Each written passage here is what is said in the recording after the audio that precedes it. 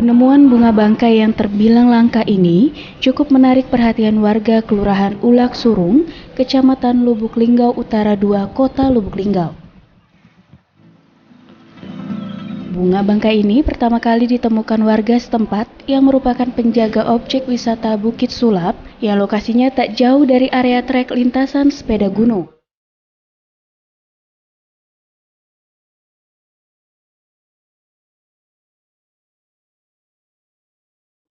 Menurut Andi Maulana, ia mengaku bunga bangkai ini ditemukan sudah 2 hari yang lalu saat ia tengah melintas di area kaki Bukit Sulap dan mencium bau tak sedap.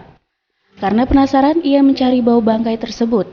Dan saat kian dekat, ia melihat bunga bangkai yang telah mekar berbunga.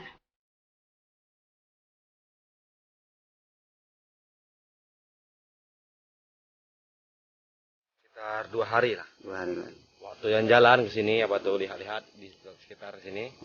Lihat sini ada bunga bangkai. Ya, banyak cukup ramai ya yang lihat bunga.